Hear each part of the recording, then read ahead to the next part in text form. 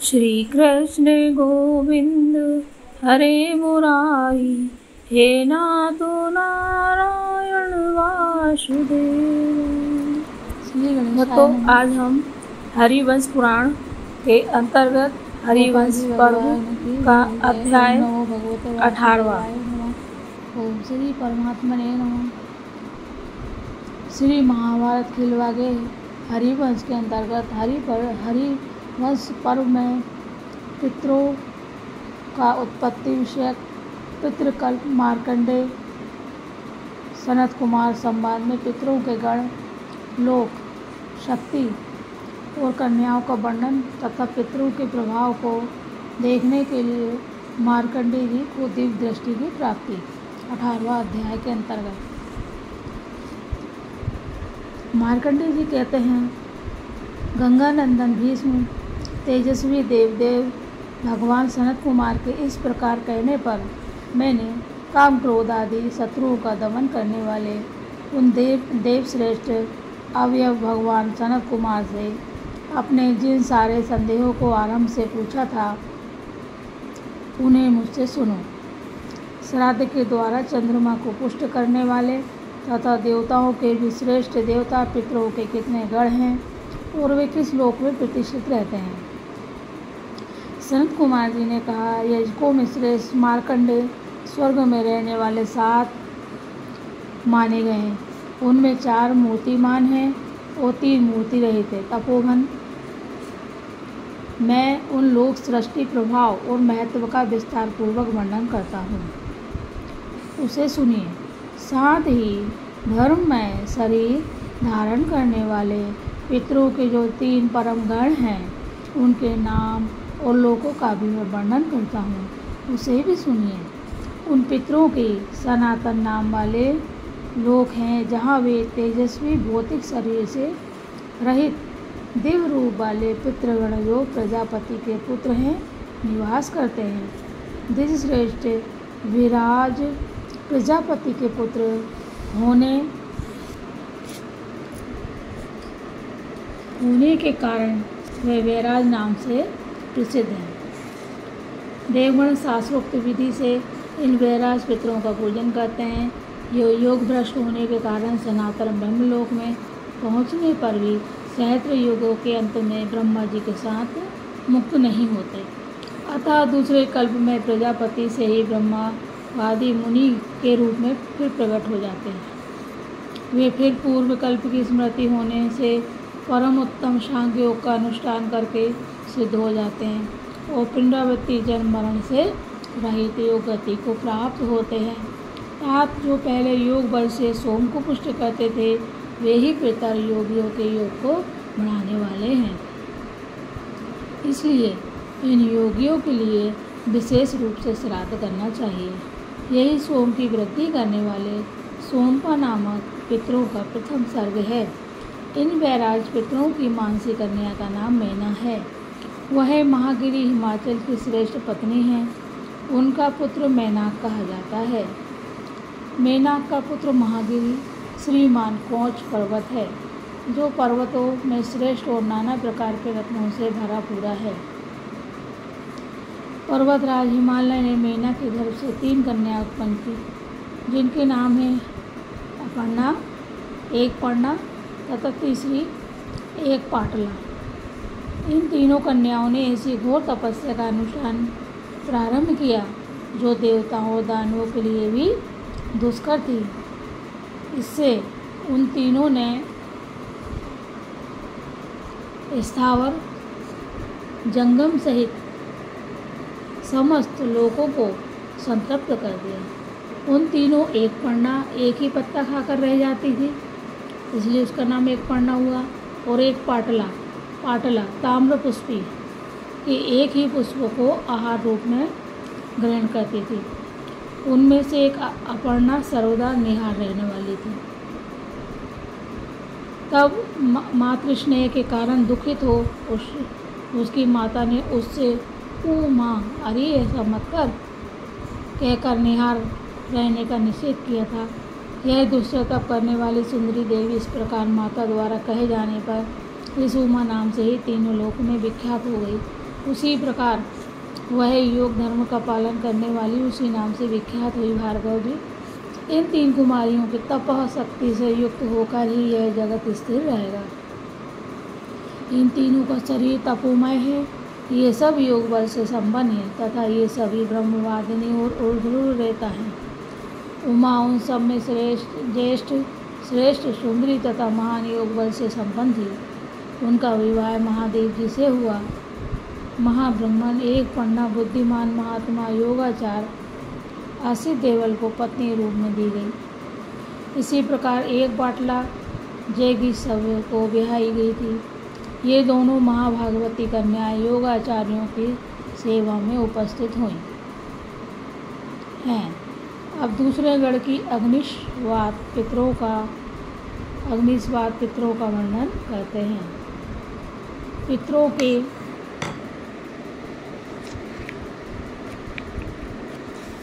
के लिए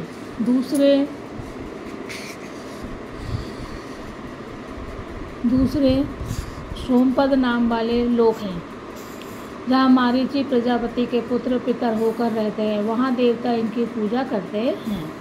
ये सब अमित तेजस्वी पितर अग्निस्वात नाम से प्रसिद्ध हैं। अच्छोदा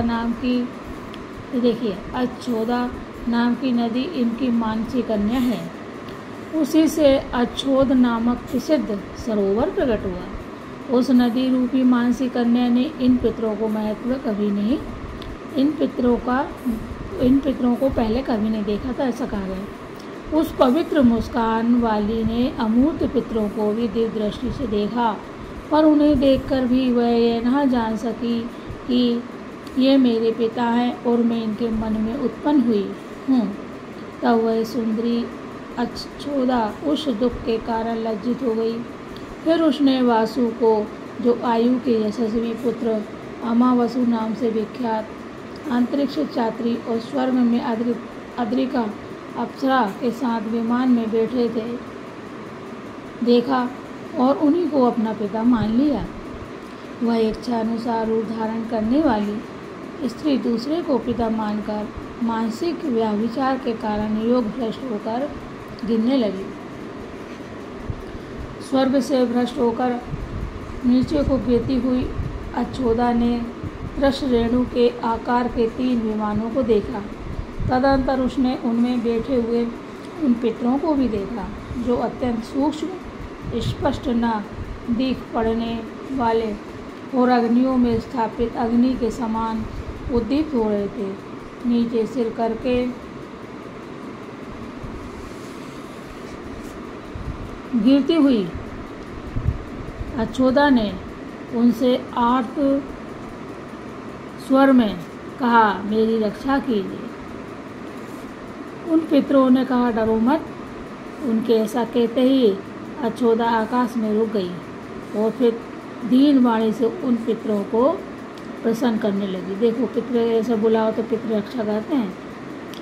व्यतिक्रम के कारण पुत्री को ऐश्वर्य से भ्रष्ट हुई देख वे पितर कहने लगे, सुचि स्मृते, तू अपने ही दोष से ऐश्वर्य से भ्रष्ट होकर गिर गई है। स्वर्गस्थ देवता जिन शरीर के द्वारा जैसा कर्म करते हैं, उन कर्मों का फल वे उन शरीरों को ही धारण करके भोगते हैं। देव योनि में देव योगवश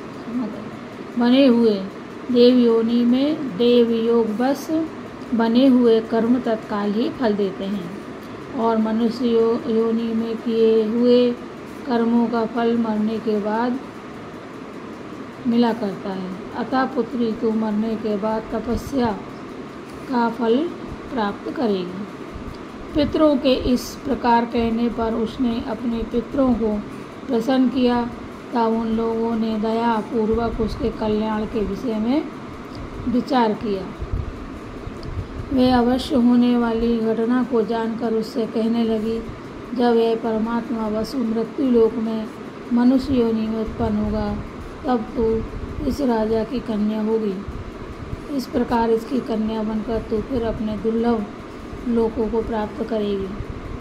तू पाराशर ऋषि का वंशधर पुत्र उत्पन्न करेगी। यह ब्रह्मर्षि एक वेद को 4 भागों में विभक्त करेगा।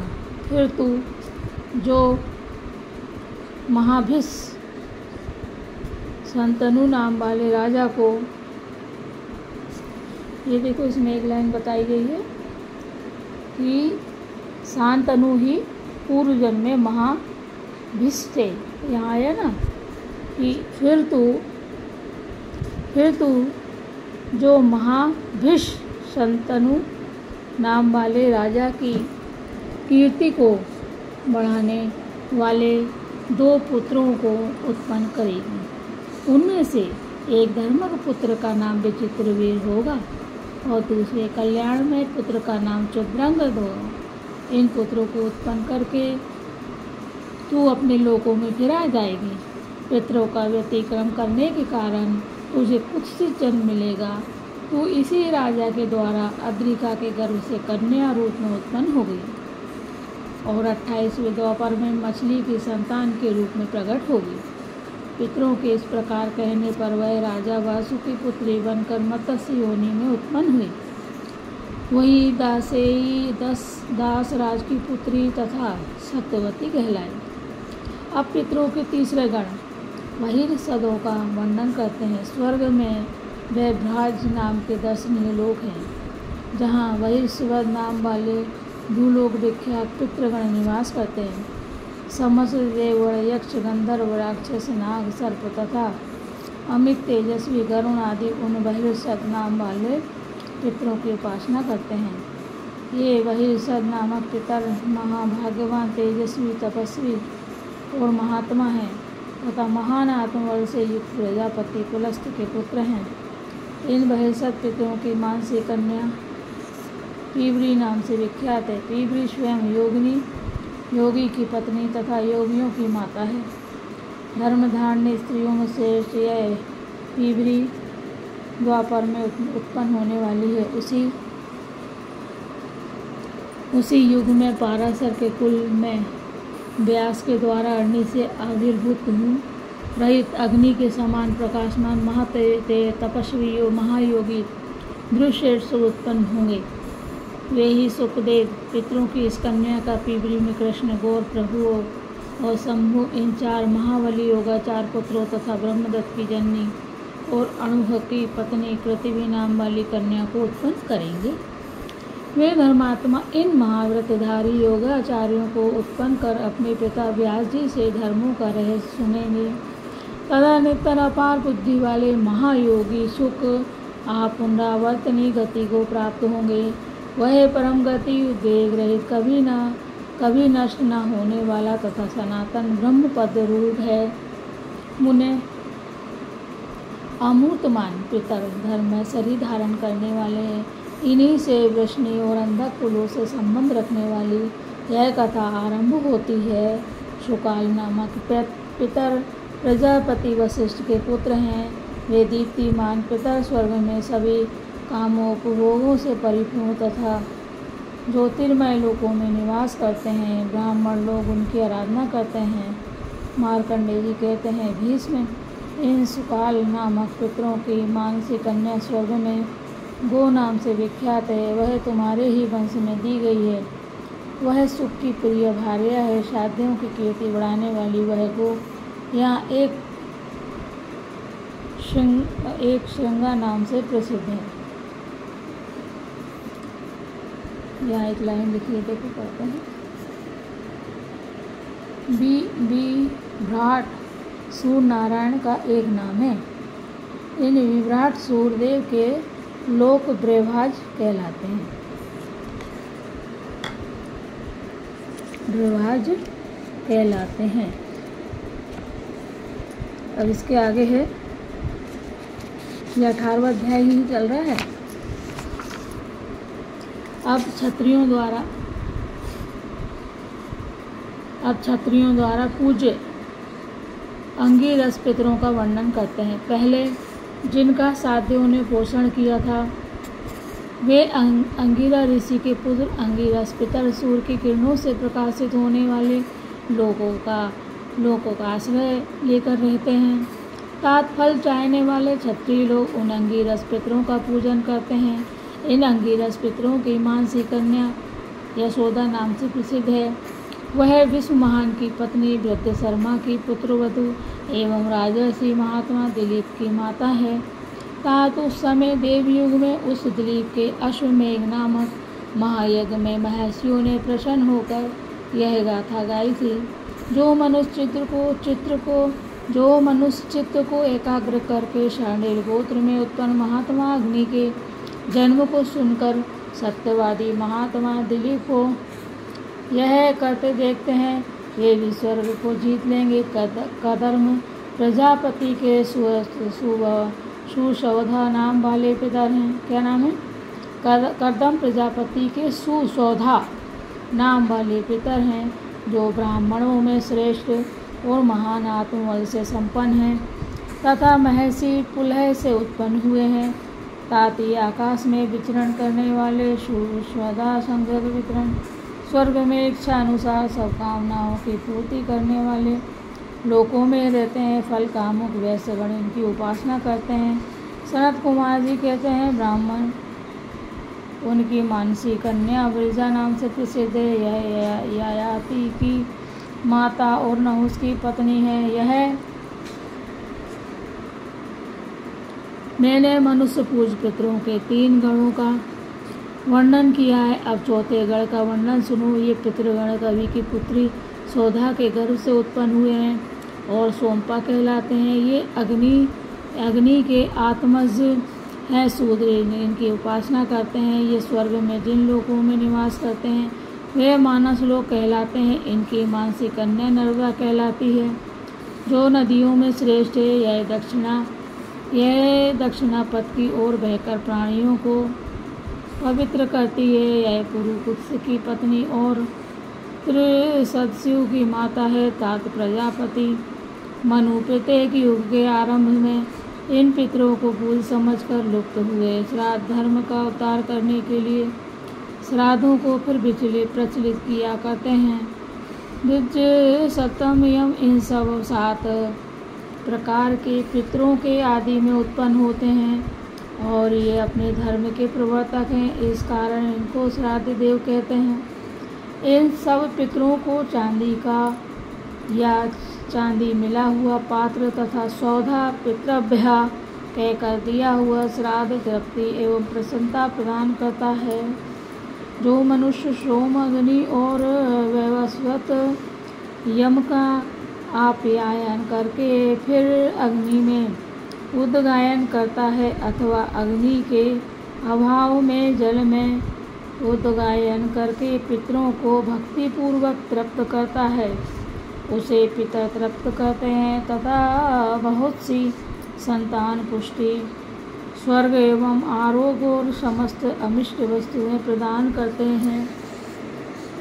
मुने प्रत्यकार देव कार्य से भी श्रेष्ठ है। क्या कहा गया है?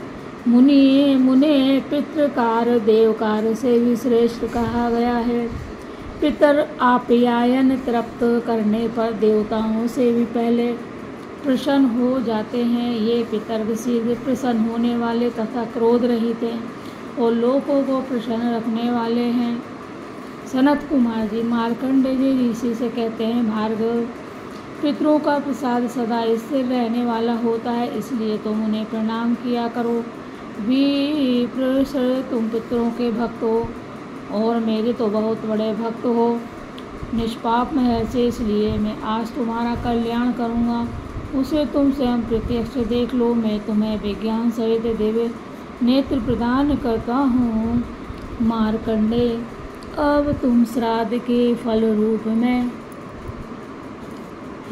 में मिलने वाली इस गति को सावधान होकर देखो।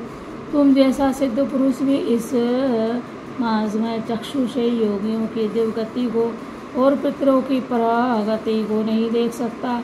यूँ कहकर वे देवे सामने खड़े हुए मुझको देवताओं के लिए भी दुर्लभ विज्ञान सहित दिव्य नेत्र देकर द्वितीय अग्नि के समान प्रकाशित होते हुए अपने इष्ट स्थान को चले गए। कुरुश्रेष्ठ भीष्म देवता की कृपा से मैंने जो घटना देखी थी उसे तुम सुनो। पृथ्वी में उस घटना का जानना मनुष्य के लिए महाकठिन है। इस प्रकार से श्री महाभारत खिलवाड़े हरिवंश के अंतर्गत हरिवंश पर्व में पितृकल्प विषयक 18वां अध्याय पूर्ण हुआ। बोलो कृष्ण कन्हैया लाल की जय। ओम नमो भगवते वासुदेवाय नमः। ओम नमो भगवते वासुदेवाय नमः। ओम नमो भगवते वासुदेवाय नमः। ओम नमो भगवते वासुदेवाय नमः। ओम देवकी सुत गोविंद वासुदेव जगतपते देहि मे तन्यं कृष्ण त्वामहे शरणं गता। जय हो।